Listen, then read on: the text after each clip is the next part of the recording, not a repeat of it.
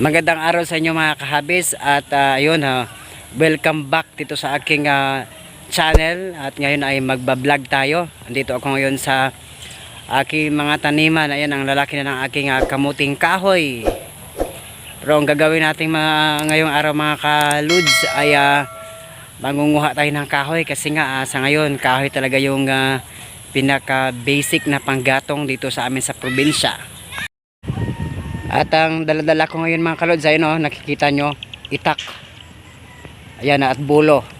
At kung nakita nyo yung isa na yan, yan at tripod ko mga kahabis. Yan, kasi para hindi masyadong umaalog yung video natin. Kaya itak at tripod ang daladala ko. Yan, kung naalala nyo ito mga kalods, mga kahabis dyan, ito yung videohan kong nakaraan, yung taniman ko talaga. Kumpleto yan dyan, merong talong, merong patola, ampalaya, saging, sitaw. Ayan, halos lahat andyan.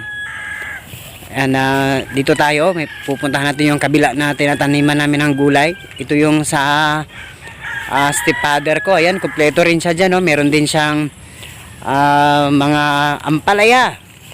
Ayan, ampalaya. At meron din siyang kamote. Ayan, kung nakita nyo mga kalods, yun, matataba talaga kasi fertile din ang lupa dito.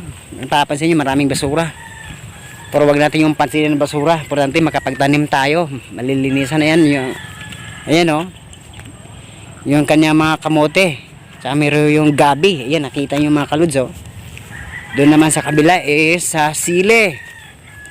Ayan, sile. Meron ding dahon ng tanglad, okay, lemongrass. Ayun, yung saging, kamatis. Ayan, talagang masustansya talaga mga kahabis. Yung palaging gulay yung kinakain nyo. Yan, mga sili. Ayan, siling haba, ang laki na mga kalods. Andyan rin sa kabila, dito rin. Ayan.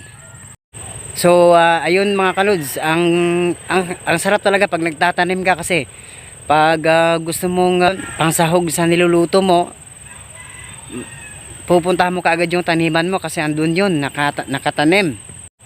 Ayan mga kaludi, mga kahabis, ang lawak din ng taniman namin. Ayan, tatay ko yung neto. Yun, meron siyang kahoy na dito, nakatambak na pala yung kahoy niya. Mamaya kukunin ko ito.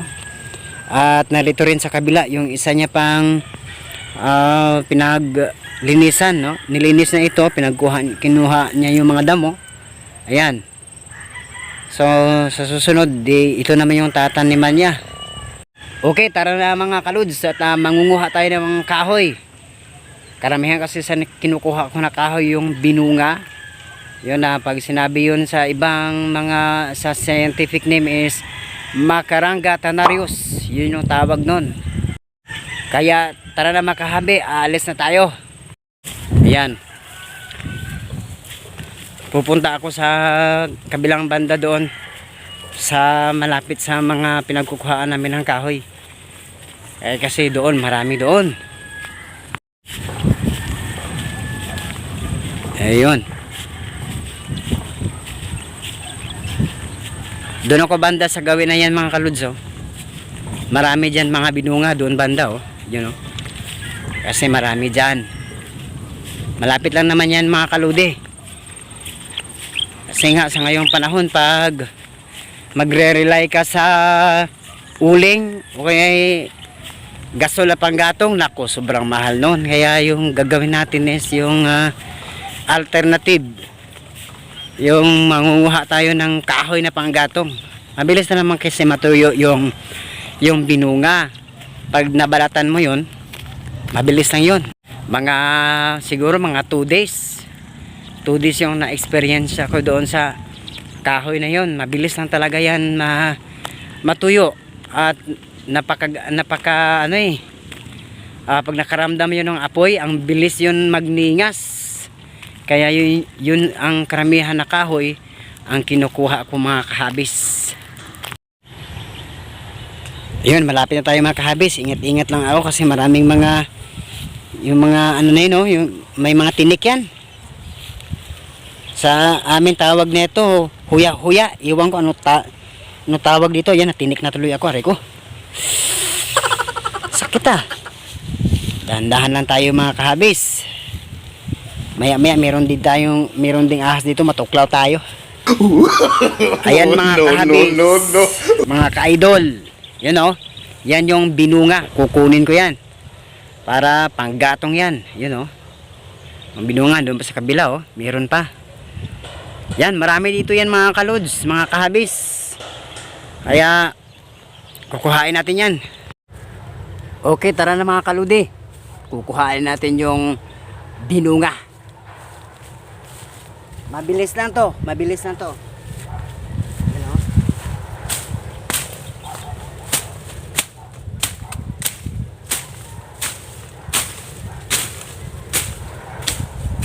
Yung una kasi natin gagawin, lilinisan muna natin yung paligid. Nasa ganun na ay madali natin makuha yung kahoy na gusto nating kunin.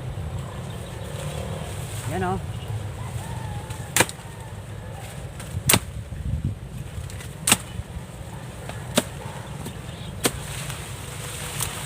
Yun, one down. Eko. Yan, kunin natin yung mga dahon, mga lods. Yan o, nakikita nyo na ha. Nakikita nyo yan. So, one down. Bilis lang mga kalods.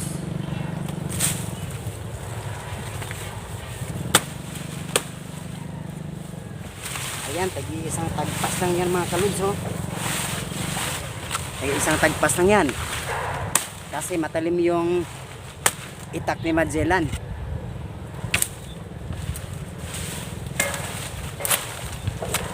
Ayun.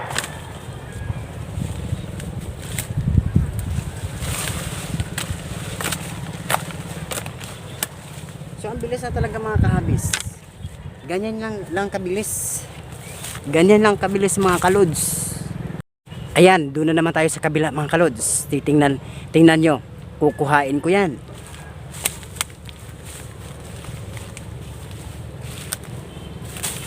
Nood lang kayo dyan ha.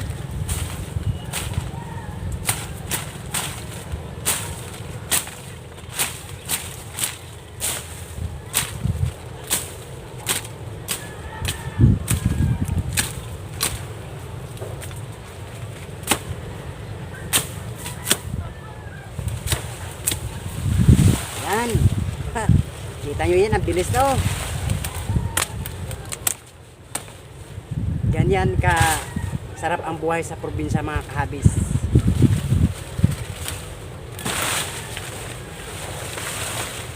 Dito na naman tayo sa kabila.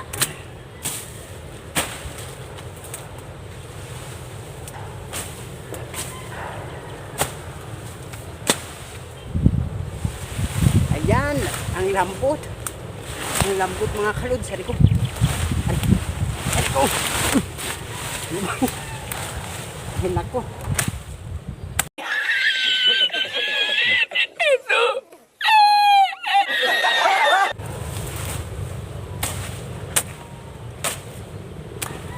Yan mga kalods oh. Kahit ganito lang to,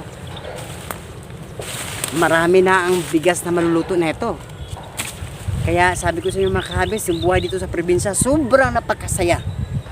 Nasa sayo na yun kung paano mo i-express yung sarili mo dito sa probinsya. Pero hindi ko naman sinabi na hindi masaya yung buhay sa syudad. Pero sa akin, masarap talaga yung buhay sa probinsya mga kahabis. Ayan, so ngayon, ito na naman yung kukuhain natin. Ito yung puno na ito ng binunga. Nood lang kayo dyan mga kahabis. Lilinisan muna natin yung dadaanan natin. Kasi maraming mga pinik. Maraming pinik dito mga kalods. Kaya ingat. Yan, nakikita nyo? Tingnan nyo, puputulin ko ito. Madali lang ito. Tingnan ko. Iba yung natigbas ko, natagpas ko. Yun oh. Bilis lang talaga.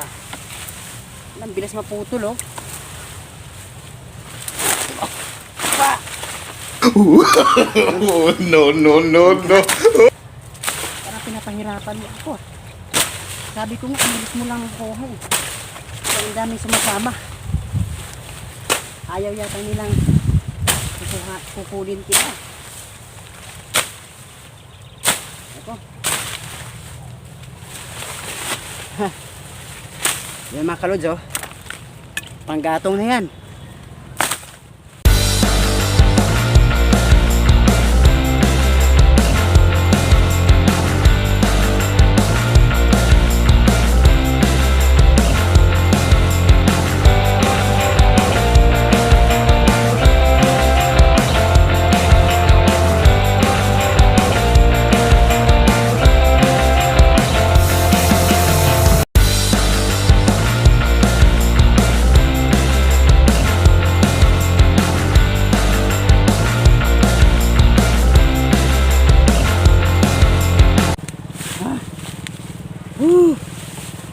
Hiningal ako. Hiningal ako mga kaludi. Ayun. Ayun. Ngayon, ito na naman yung isa. Ayan. Kikita nyo mga kahabis, mga ka-idol. Ito naman yung puputulin ko. Manood kayo dyan. Sabi ko, ang daming makahiya dito. Natinig tuloy yung paa ko. Ito na naman. Kung bakit ito pinipigilan mo yung galaw ko eh. Yan. Dito na naman tayo mga kalods. Ang dami. Ang dami talaga mga kalods.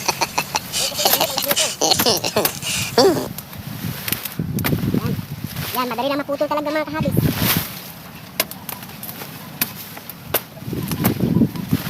You know? Yan, kita nyo kaagad. Lumiwanag kaagad eh. Yan. Bilis na talaga.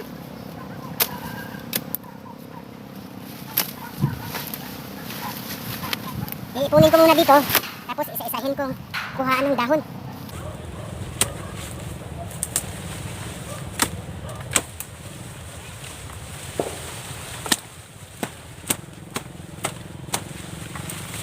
Ayan. Tapos ang maliligayang araw niya sa akin. So, haan natin ang dahon mga kaludi. Hindi nga ako. Dito na yan iniipon sa kabila, oh. Maya pakita ko sa inyo yung iniipon ko ng mga binunga. Yan. Ano muna ito kasi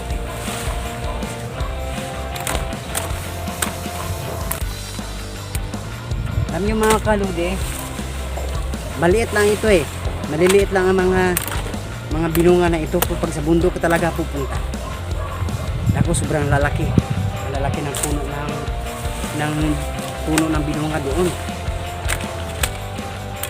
Dito maliit kasi nga nasusunod eh. Nasusunod ng mga tao na nangangahoy. Pagkakita na nila na tumubo na naman yung pinagkuhaan nila, ayun, kukunin naman nila kaagad. Tulad sa akin, disclaimer lang po ha sa yung tinatawag natin na illegal logging. Kasi nga ito kasi yung kinukuhaan ko ng kahoy, lupa ito, private na lupa, kaya ibig sabihin mayroon itong may-ari. Kaya yung tumubo yung mga kahoy, kaya siyempre naman para na mabawasan yung lilim ng paligid ng lupa nito, ayan, pwede naman kuhain yung mga tumutubo na kahoy dito mga kahoy. Yan, marami-rami na yung nakuha kong mga kaludi. Titingnan natin kung marami na talaga yon. Titingnan natin yung mga kaludi ha. So ayan mga kabis, oh. Ayan, marami-rami na rin yung naputol ko. So isang gatungan na rin yan. Siguro maabot na yan ng mga 3 araw. Okay na yan. Dadagdagan natin yan sa sunod mga kaluds. Ayun, so hanggang dito lang ulit tayo mga kaludi, mga kahabis. At uwi na ako sa bahay kasi ayan na, nakita nyo yung paligid makulimlim, baka umulan.